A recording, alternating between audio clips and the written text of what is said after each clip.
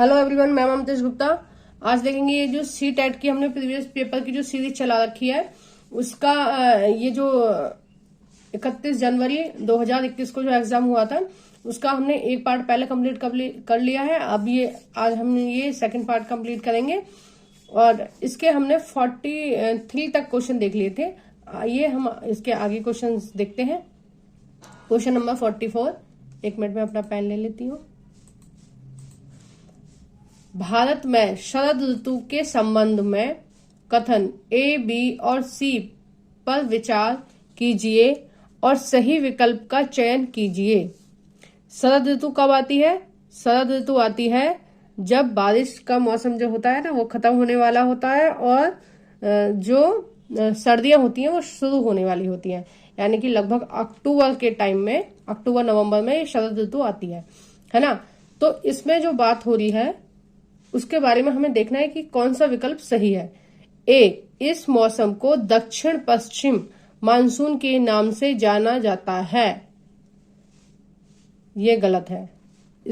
इस मानसून को लौटते हुए मानसून बोलते हैं। और देखिए, एक मिनट में आपको दिखाती हूँ। हाँ, देखिए ये आ गया आपका भारत का मैप। ठीक है, भारत के मैप में देखिए, एक मिनट।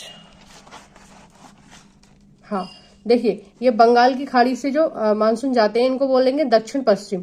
तो अरब सागर जो उठ रहे हैं तो इनको बोलेंगे दक्षिण पश्चिम मानसून। यहाँ से उठ के ऊपर जाते हैं तो ये कौन से मानसून होते हैं? ये जा रहे हैं, बारिश करने जा रहे हैं। ठीक है, और लौटते हुए मानसून कैसे आते हैं? वो इधर से इधर की तरफ आते हैं, यानी कि उत्तर पश्चिम से नीचे की तरफ आते हैं। ठीक है, उनको बोलते हैं लौटते मानसून। तो यहाँ जो बात हो रही है, शरद ऋतु में जो मानसून होता है वो लौटते हुए मानसून होते हैं। और लौटते हुए मानसूनों से कहाँ बारिश होती है? इधर कोरोमंडल तट पर। ठीक है, आप देख पा रहे होंगे। एक मिनट, इधर की तरफ बारिश होती है कोरोमंडल तट पर। ठीक है, तमिलनाडु में और बारिश होती है इन लौटते हुए मानसूनों की वजह से। आइए देखते हैं आगे। इस मौसम में पवन बंगाल की खाड़ी तथा अरब सागर में स्थल की ओर बहती हैं। देखिए ये चीज गलत है। कहां से बह रही है? स्थल से, भारत से जा रही हैं लौट के, और कहां जा रही हैं? समुद्र की तरफ। स्थल से समुद्र की तरफ। लौटते मानसून की जो कंडीशन होती है वो कैसी होती है? स्थल से समुद्र की तरफ। ठीक है, तो ये वाला ऑप्शन भी गलत हो गया। अब सी, यह मौसम मानसून के आने और आगे बढ़ने का है। तो ये भी चीज गलत है। देखो ये जो तीनों कथन दिए हैं, ये कौन से कथन दिए हैं? ये दिए हैं दक्षिण पश्चिम मानसून के, जो लगभग 1 जून को केरल के तट पे आता है। ठीक है, वो क्या है? केरल के तट से हमारे भारत में प्रवेश करता है और लगभग भारत के सभी भागों में बारिश होती है, तमिलनाडु को छोड़ के, है ना। और जो तमिलनाडु में बारिश होती है वो लौटते हुए मानसूनों से होती है। तो इसका जो सही आंसर हो गया वो हो गया, तीनों गलत हैं। नेक्स्ट देखते हैं। निम्नलिखित में से कौन सी नदियां सुंदरबन डेल्टा का निर्माण करती हैं? ये आया है 7th क्लास एनसीईआरटी से, क्वेश्चन नंबर 45। देखो सारे एनसीईआरटी से ही पूछे जाते हैं, कोई भी अलग से नहीं आता है। आप एनसीईआरटी को रट लीजिए। अगर आप खुद से पढ़ना चाहते हैं तो ठीक है, आप बुक खरीद के खुद भी पढ़ सकते हैं। अगर आपको हेल्प की जरूरत है तो आप मेरे चैनल पे फ्री में प्लेलिस्ट पड़ी हुई है, आप उनको आके देख सकते हैं। पहले मैंने थ्योरी का पोर्शन कराया है, उसके बाद क्वेश्चन आंसर कराए हैं उसी चैप्टर से रिलेटेड। ठीक है, तो प्लेलिस्ट का नाम है 6 to 8 ज्योग्राफी एनसीईआरटी। ठीक है, और उसका जो क्वेश्चन आंसर की सीरीज है उसका है 6 to 8 according to new NCERT syllabus question answer series. ठीक है, तो ये 2 प्लेलिस्ट है, आप जाकर उनको देख सकते हैं, आपको बहुत हेल्प मिलेगी। और ज्यादातर जो क्वेश्चन है वो ज्योग्राफी से पूछे जाते हैं, तो इसलिए मैं पहले ज्योग्राफी करा रही हूँ। 6 की और 7th की मैंने ज्योग्राफी कंप्लीट करा दी है और अभी जो चल रही है वो 8th क्लास की ज्योग्राफी चल रही है। आप आके देख सकते हैं और कोई शुल्क नहीं है उसका, एकदम फ्री में है सारी वीडियो। तो सुंदरबन का डेल्टा का जो निर्माण है वो कौन सी नदियां मिलकर करती हैं? ये सबको पता है, 7th क्लास एनसीईआरटी में मैंने आपको पढ़ाया भी था। गंगा और ब्रह्मपुत्र नदी जो है वो सुंदरबन का डेल्टा बनाती हैं। और इस डेल्टा का नाम सुंदरबन क्यों है? इसका कारण यह है कि इस डेल्टा में एक सुंदरी नाम का वृक्ष पाया जाता है। ठीक है, उस वृक्ष के नाम से ही इसका नाम क्या है, सुंदरवन डेल्टा। आइए नेक्स्ट देखते हैं 46। दिए गए लक्षणों ए और बी के आधार पर वायुमंडलीय परत की पहचान करें। तो ये कुछ विशेषता दी हुई है और पूछा है कि कौन सी वायुमंडल की परत में ये विशेषताएं पाई जाती हैं। देखो ये भी 7th क्लास एनसीईआरटी से आया है क्वेश्चन, ठीक है। ए है अंतरिक्ष से प्रवेश करने वाले उल्का पिंड इस परत में आने वाले जल परत में आने पर जल जाते हैं। तो ये कौन सी की बात हो रही है, मध्यमंडल की बात हो रही है। इस परत में बढ़ती ऊंचाई के साथ तापमान घटता है। तो ये जो दोनों खूबियां हैं ये किस में पाई जाती हैं, मध्यमंडल में पाई जाती हैं। आतपन का संबंध है। देख सबसे पहले आप समझिए कि आतपन होता क्या है। आतपन क्या होता है, जो सूर्य ताप होता है ना, हम उसको आतपन बोलते हैं। यानी कि सूर्य से जो हमें गर्मी मिल रही है हम क्या बोलेंगे, उसको आतपन बोलते हैं, ठीक है। शुद्ध हिंदी में क्या बोलते हैं, आतपन। जो सूर्य से हमें ऊर्जा मिल रही है, प्रकाश मिल रहा है, उसको बोलते हैं आतपन। अब ऑप्शन है ए सूर्य ऊर्जा के साथ, बी बहिर्मंडल और उसमें होने वाली गैसों के साथ, सी है वायु दाब के साथ, डी है मौसमी पवनों के साथ। तो मैंने इसका आंसर आपको समझाते में ही बता दिया कि सूर्य ऊर्जा के साथ इसका संबंध है, ठीक है। अब देखते हैं 48। उचित विकल्पों के साथ निम्नलिखित का मिलान कीजिए। ये कुछ वनस्पतियों के टाइप दे रखे हैं और ये बता रखा है कि ये कहाँ पाए जाते हैं, ठीक है। कहाँ पाए जाते हैं ये है और वनस्पतियों के नाम है ये। अब आपको इनसे मिलान करना है। अब देखिए शंकुधारी वन वो कहाँ पाए जाते हैं, या वो किस तरह के वन होते हैं। शंकुधारी जो वन होते हैं वो होते हैं नरम काठ वाले, ठीक है। शंकुधारी वन पाए जाते हैं ठंडे प्रदेशों में, ठीक है।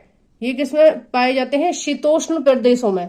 हमारा जो जम्मू कश्मीर में जो वन पाए जाते हैं वो एक तरह के शीतोष्ण वन पाए जाते हैं, है ना। कैसे पाए जाते हैं, शंकुधारी वन जम्मू कश्मीर में, हिमाचल में, उत्तराखंड के भी कुछ भागों में ये इस प्रकार के वन पाए जाते हैं, शंकुधारी वन। तो ये कैसे होते हैं, शीतोष्ण वन होते हैं और इनके नरम काठ वाले सदाबहार वन, सदाबहार वृक्ष इनमें पाए जाते हैं, ठीक है। और इनकी जो पत्तियां होती हैं, देखो मैं बता देती हूँ एक बार आपको, इस तरह से होती हैं, ठीक है। इनकी पत्तियां नीचे की तरफ होती हैं। वो इनको भगवान ने इसलिए ऐसा बनाया है, जो जब बर्फ पड़ती है ना तो वो क्या है, यहाँ से ऐसे खिसक के नीचे पहुंच जाती है। उससे क्या है, पेड़ को हानि नहीं होती है। जब बर्फबारी होगी तो यहाँ से खिसक जाएगी, यहाँ से खिसक जाएगी, लेकिन पेड़ को क्या है, हानि नहीं होगी। अब दूसरा है भूमध्य सागरी वनस्पतियां।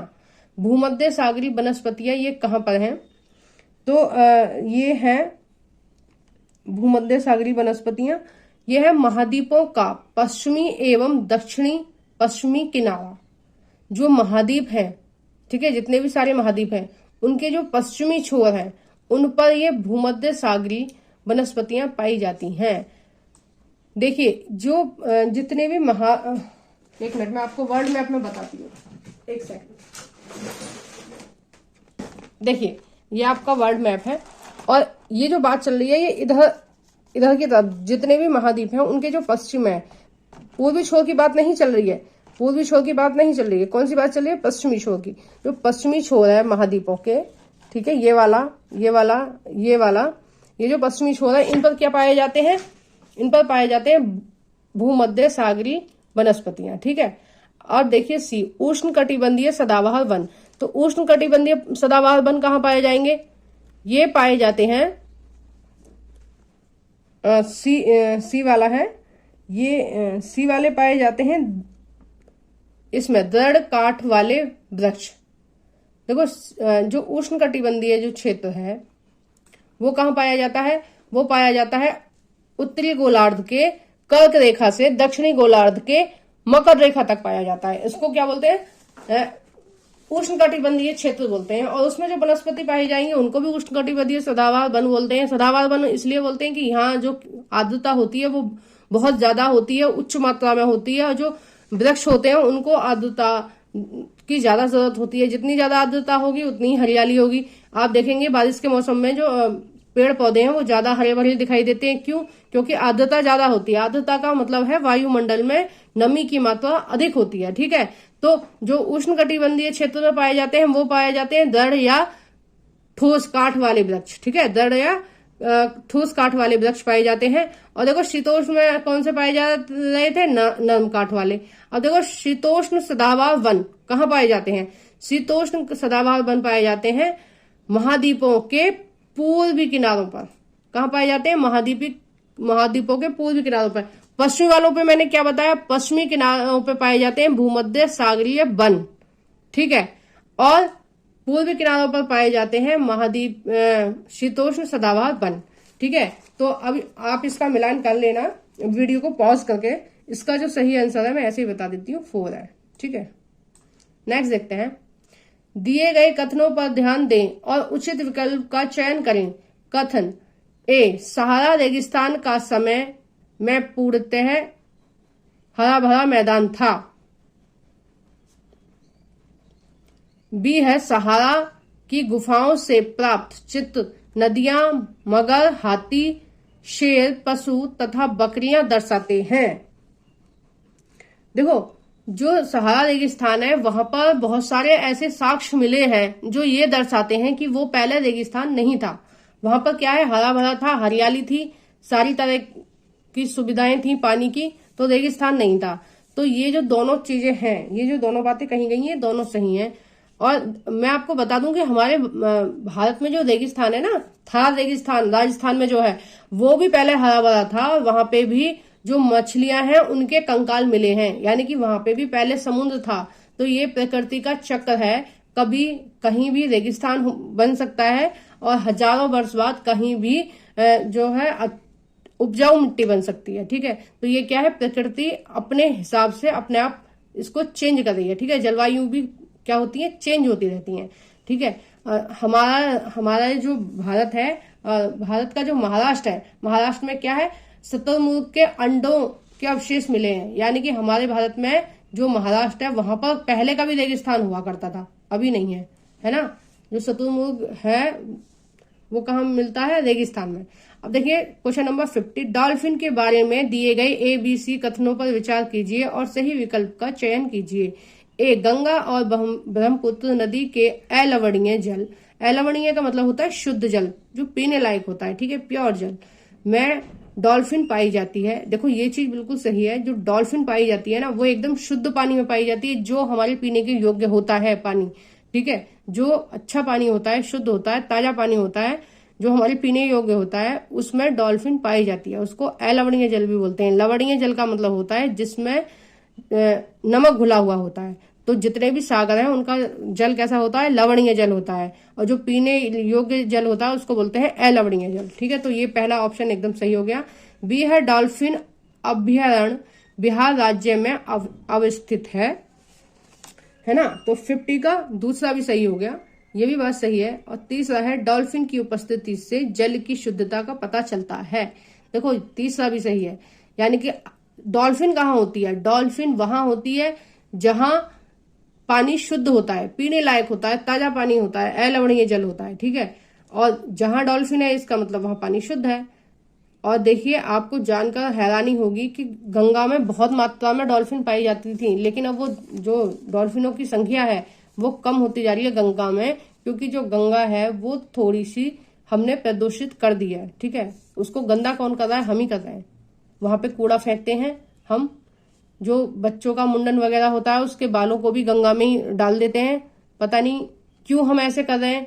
वहां पे डस्टबिन बने हुए हैं, या आप एक काम और कर सकते हैं, वहां पर एक गड्ढा खोद के जब आप अपने बच्चों का मुंडन कराते हैं तो वहां पे भी तो डाल सकते हैं। और भी पूजा की सामग्री होती है, फूल पौधे, कुछ भी हमारा जो धार्मिक है, मतलब धर्म से जुड़ी हुई चीजें, हम क्या करते हैं उस सबको गंगा में बहा देते हैं। तो भाई ऐसे गंगा में गलत चीजों को मत बहाओ। आप ज्यादा पवित्र चीजें हैं, आप उनको नहीं फेंकना चाहते हैं उधर उधर, तो आप वहां जाइए गंगा पर, कहीं भी एक छोटा सा गड्ढा कीजिए और आपकी जो भी पूजा की सामग्री आप उस गड्ढे में दबा दीजिए। लेकिन गंगा में या किसी भी नदी में मत फेंकिए। आप दूषित करेंगे, इसका हर्जाना आप भुगतेंगे या फिर आपकी आने वाली पीढ़ियां भुगतेंगी, ठीक है। किसी न किसी को भुगतना पड़ेगा और हम लोगों में से ही किसी को भुगतना पड़ेगा। तो प्लीज ऐसा मत कीजिए, ये मैं आपसे अपनी तरफ से अपील कर रही हूँ। कोई भी नदी है, और एक चीज तो आजकल बहुत आम सी हो गई है, नदियों पर आप नहाने जाएंगे, घाट पर नहाने जाएंगे, वहां पर पैकेटों में सामान लेके जाएंगे, चिप्स बिस्कुट ये सब खा के उन पैकेटों को क्या है गंगा में ही फेंक देते हैं, या किसी भी नदी में जहां भी वो खाएंगे वहीं फेंक देंगे। ऐसे मत करो। अगर आप एडवेंचर के लिए जा रहे हैं या मनोरंजन के लिए जा रहे हैं या किसी भी श्रद्धा के लिए जा रहे हैं, उनकी पूजन के लिए जा रहे हैं, तो आप खाने का सामान लेके जाएं, वहां खाएं, और जो भी कचरा है अपने बैग में भर के लाएं और अपने घर पे फेंकें। कृपया करके पानी में ना फेंकें, ठीक है। पानी को अशुद्ध मत करो, इसका नुकसान आपको ही होगा आगे जाके, ठीक है। आपके जो बच्चे होंगे 10-20 साल बाद, फिर उनको ये सारा दूषित पानी मिलने वाला है और बहुत सारी बीमारियां फैलने वाली हैं इसी पानी से, क्योंकि हम इसी को शुद्ध करके पीते हैं। गंगा के जल को ही शुद्ध करके बहुत सारे राज्यों में पिया जाता है। नदियों का पानी क्या है, वो बेकार नहीं है, वेस्ट नहीं है, उसको हम पीते हैं उसको। अब देखिए 51 देखते हैं, बायोगैस अनिवार्य रूप से निम्न में से किन का मिश्रण है। बायोगैस क्या है, जो हमारे अवशिष्ट कूड़ा होता है, ठीक है, जो क्या होता है, जो कूड़ा होता है, तरल कूड़ा होता है, नमी वाला कूड़ा होता है, उसमें जो गैस मिलती है वो कौन सी है। एक तरह से आप गोबर भी मान सकते हैं, ठीक है। जो पशुओं का मलमूत्र होता है उसमें, उससे भी क्या है हम खाद बनाते हैं ना, तो उसमें बायोगैस में अनिवार्य रूप से किन का मिश्रण होता है। अब देखिए ये होता है मेथेन और कार्बन डाइऑक्साइड का, ठीक है। जहां भी कूड़ा पड़ा होता है वहां पे एक अजीब सी स्मेल आ रही होती है, खाने वो उसके फल और सब्जियों के जो छिलके होते हैं जब वो सड़ जाते हैं उनमें से भी जो गैस बनती है वो होती है मेथेन और कार्बन डाइऑक्साइड। नेक्स्ट देखते हैं 51, संसाधनों के बारे में कथन ए और कथन बी पर विचार करें और सही विकल्प का चयन करें। ए, सभी संसाधनों का आर्थिक मूल्य होता है। बी, देखो ये संसाधन वाला जो चैप्टर है ये 6th क्लास एनसीईआरटी से, 8th क्लास एनसीईआरटी से आया है, जो अभी करंट में मैं पढ़ा रही हूँ 8th क्लास एनसीईआरटी, उससे पूछा गया है। बी है, समय और प्रौद्योगिकी दो महत्वपूर्ण कारक हैं जो पदार्थ को संसाधन में परिवर्तित कर सकते हैं।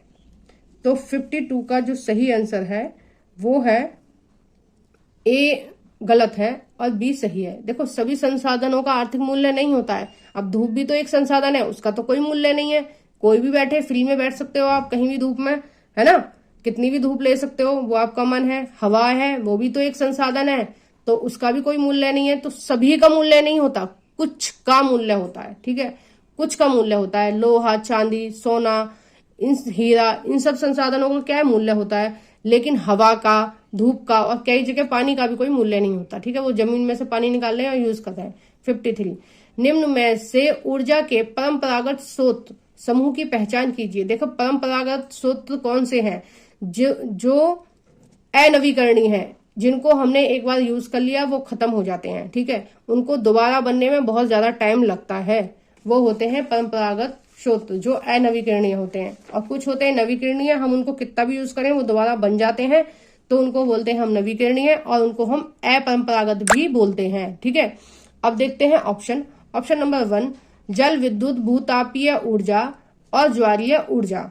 बी है परमाणु ऊर्जा, सौर ऊर्जा और जल विद्युत, ठीक है। सी है, देखो परमाणु ऊर्जा तो इसमें आती है अपरंपरागत स्रोत में। सी है खनिज तेल, प्राकृतिक गैस, ईंधन। और डी है कौन सा था, ये तो नीचे था,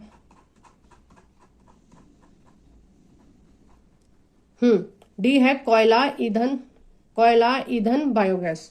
तो 53 का जो सही आंसर है वो है तीसरा। देखो खनिजों का हम एक बार प्रयोग कर लेंगे वो दोबारा नहीं मिलेंगे, प्राकृतिक गैस को हम एक बार यूज कर लेंगे वो हमें दोबारा नहीं मिलेगी, क्योंकि प्राकृतिक गैस के जो भंडार हैं वो सीमित हैं और उनको बनने में हजारों वर्ष लग जाते हैं, जो हमारे एक अकेले जीवन में मिलने हमको दोबारा संभव नहीं है, ठीक है। और ईंधन कोयला वगैरह की बात हो रही है, ये भी क्या है, परंपरागत स्रोत है। ये सारे क्या है, अनवीकरणीय के उदाहरण है। परंपरागत स्रोत और अपरंपरागत स्रोतों में बच्चों को बहुत ज्यादा कंफ्यूजन होता है, तो आप ये चीज अपने माइंड में रखिए कि कौन सी चीज हम दोबारा बना सकते हैं। तो वो क्या हो गई, नवीकरणीय हो गई, तो वो अपरंपरागत स्रोतों में आएगी। अब देखिए मैं थोड़ा सा आपको समझा देती हूँ, थोड़ा टाइम लगेगा, एडजस्ट कर लेना। देखो बायोगैस क्या है, ये हमारे हाथ में है, हम इसको बना सकते हैं, ठीक है, इसलिए ये वाला ऑप्शन गलत हो गया था। परमाणु ऊर्जा और देखो सौर ऊर्जा और जल विद्युत, तो क्या है, हम परमाणु ऊर्जा को भी बना सकते हैं, ठीक है, ये भी हमारे हाथ में है, और जल विद्युत को भी, है ना।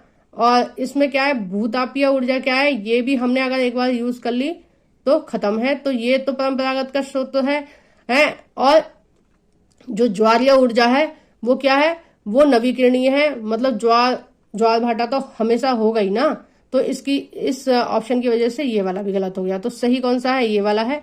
और अगर आपको कंफ्यूजन होता है परंपरागत में और अपरंपरागत में, तो आप देख लीजिए कि कौन सी चीज जल्दी से बन जाएगी, ठीक है, किसका उत्पादन हम कर सकते हैं अपनी मर्जी से कम या ज्यादा, तो वो आएगी। अगर हम अपनी मर्जी से किसी चीज का उत्पादन कर सकते हैं, जैसे बायोगैस है ना, ज्वारीय ऊर्जा है, इनका हम उत्पादन कर सकते हैं, तो ये किस में आएंगी, ये आएंगी अपरंपरागत स्रोतों में। और परंपरागत स्रोतों में कौन सी चीज आएंगी, जिनका हम खुद से उनको नहीं बना सकते हैं, या प्रकृति उनको बनाने में बहुत ज्यादा टाइम लेगी, ठीक है, तो उसको बोलते हैं हम परंपरागत स्रोत।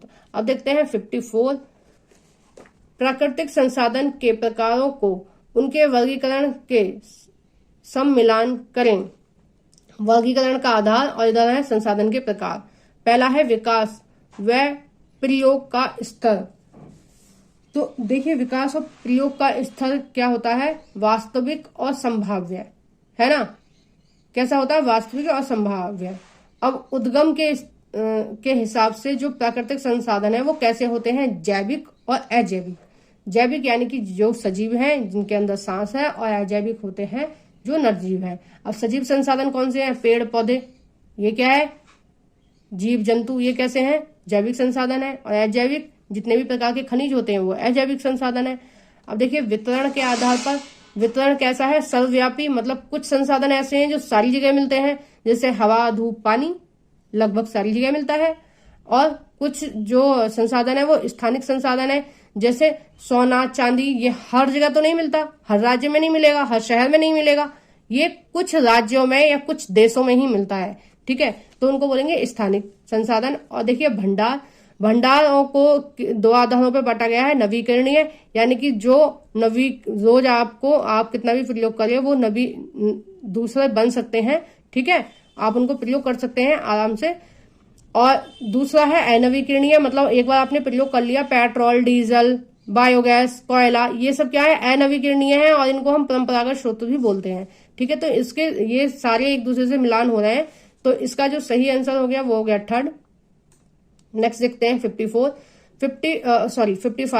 कथन है ए, लगभग 12,000 साल पहले भारत में कई क्षेत्रों में गर्मी बढ़ने के कारण घास वाले मैदान बनने लगे।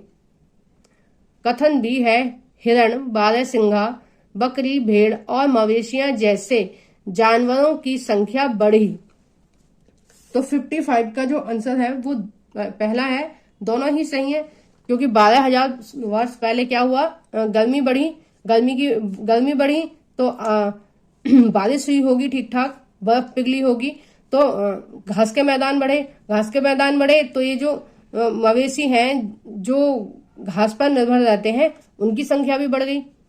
नेक्स्ट देखते हैं 56, पुरास्थली के संदर्भ में कौन सा कथन सही है। पुरास्थली किसको बोलते हैं, वह स्थान जहां वस्तुओं के अवशेष मिलते हैं, बिल्कुल सही, जिस जगह पे वस्तुओं के अवशेष मिलेंगे उसको ही तो हम बोलेंगे पुरास्थली। बी है, ये केवल जमीन के ऊपर ही पाए जाते हैं, गलत है ये चीज। सी, ये केवल जमीन के अंदर ही पाए जाते हैं। देखो, जो पुरानी वस्तुएं वो जमीन के अंदर भी मिली हो सकती हैं हमें, और बाहर भी मिल सकती हैं, तो केवल जो लगा के इन्होंने क्या किया, ऑप्शन को गलत बना दिया है, ठीक है, इस चीज को भी आप ध्यान रखना।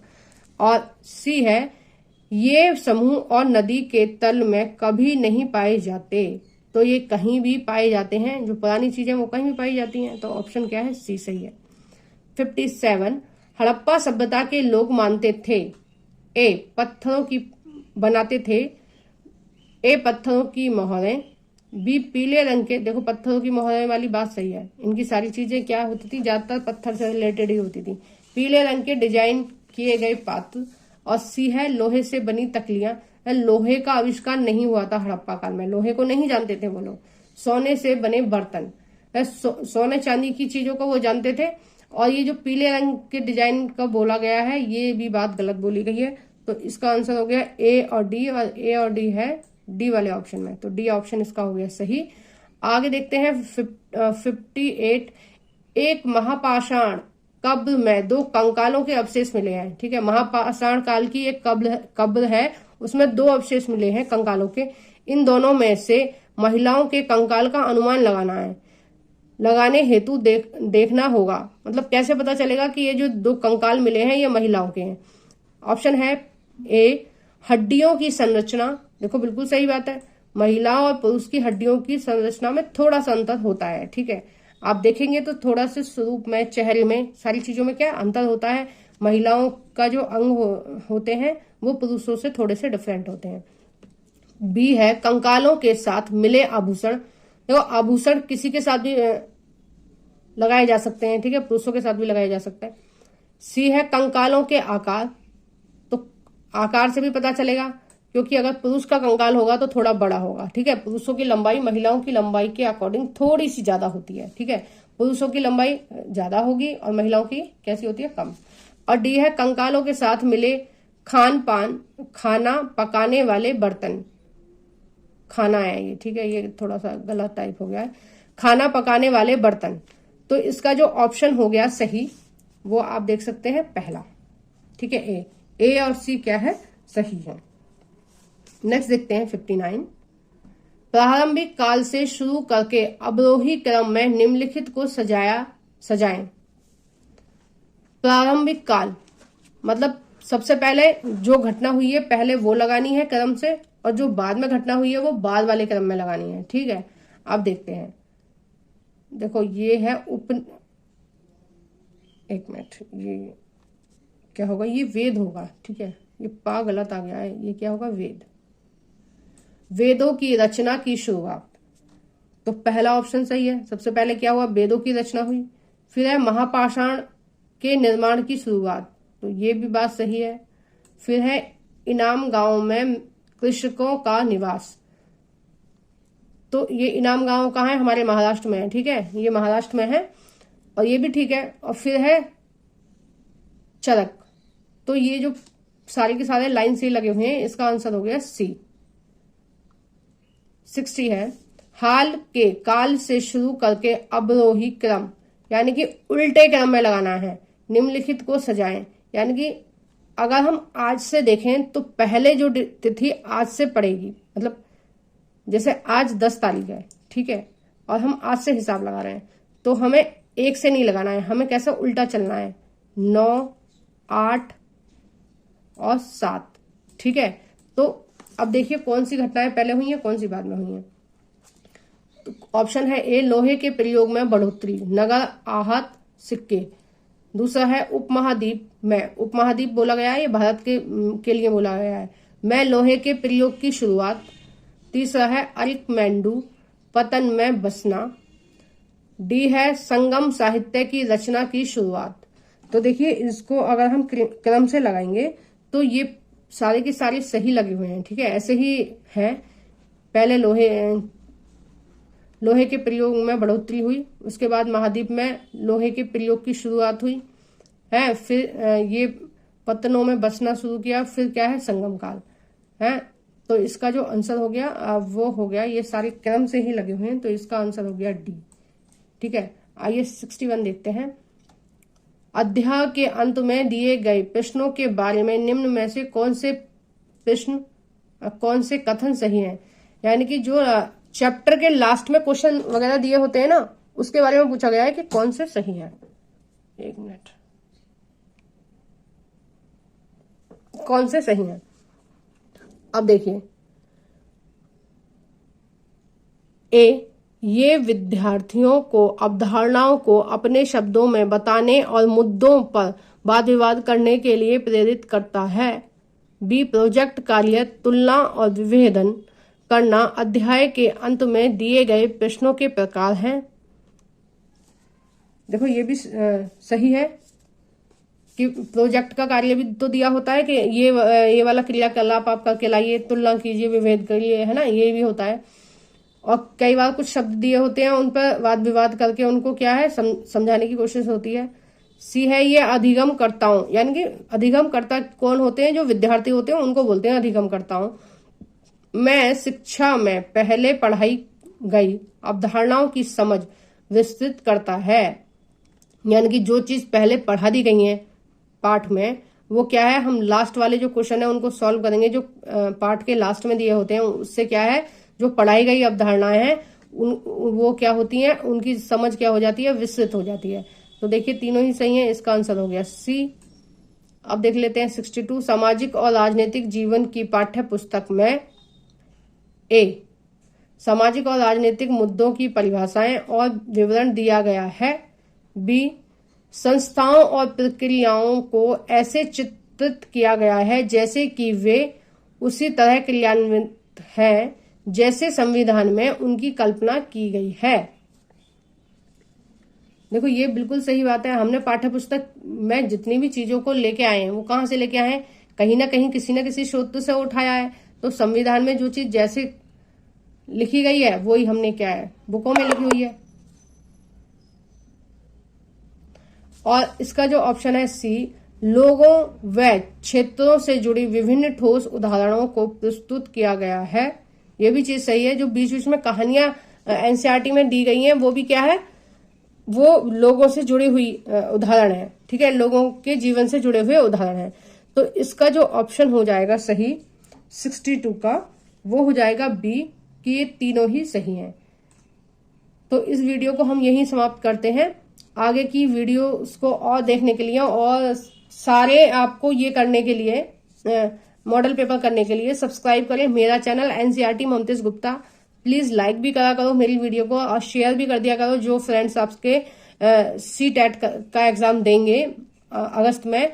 और प्लीज कमेंट बॉक्स में बताया करो कि आपको मेरी वीडियो कैसी लगती है, मेरे पढ़ाने का तरीका कैसा है और आपको चीजें समझ में आती हैं या नहीं, या कंटेंट से रिलेटेड आपको कोई भी क्वेरी है, कुछ भी आपको पूछना है तो आप कमेंट बॉक्स में पूछ सकते हैं। Thank you for watching.